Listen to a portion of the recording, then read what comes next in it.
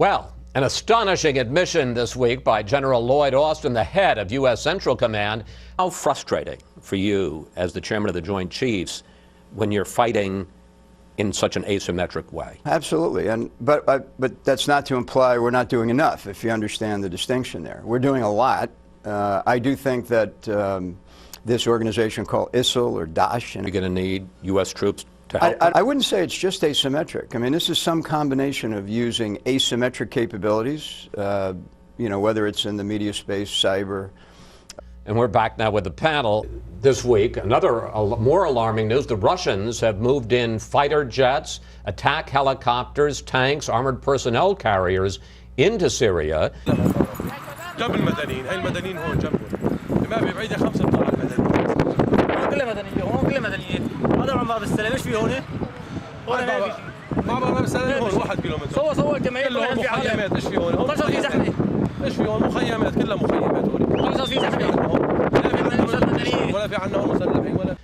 And after saying that they were going to isolate Russia after its invasion of Ukraine, the White House, the administration, is reaching out repeatedly. It's a terrible argument. I think that they were never on board with this idea, and because they were never on board with this idea, they shouldn't have done it. He's defended it. He said it's the best way.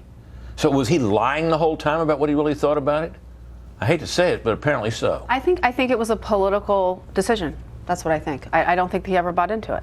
Carl, a couple of questions. Whatever happened to our isolation strategy towards Ashton Carter, the defense secretary? Begging for them to talk to us, which says we don't have a strategy. We're hoping they'll give us a strategy. We ought to be stepping back and figuring out what is in our best interest and what is the way for us to go about both degrading ISIS and removing Assad from power, which this administration has declared as its goals. Prolonged, and all these refugees were forced out of the country. It's extraordinary. Well, and fecklessness.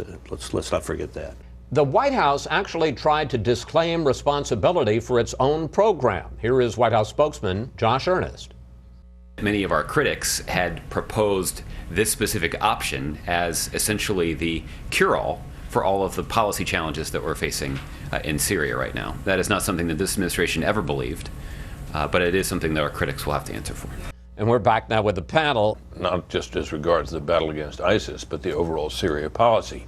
And here we have an excellent example of what happens in the world. Good idea. Leading. $500 million program, $500 million to train Syrian rebels. After spending $40 million, we now have, it turns out, 9 trained Syrian rebels in the field, and the administration announced this week, well, they're going to change strategy. It's a terrible... It is astonishing. In far-flung places sometimes. Incidentally, on Friday, the Pentagon said the number of trained Syrian fighters has now jumped from 5 to 9.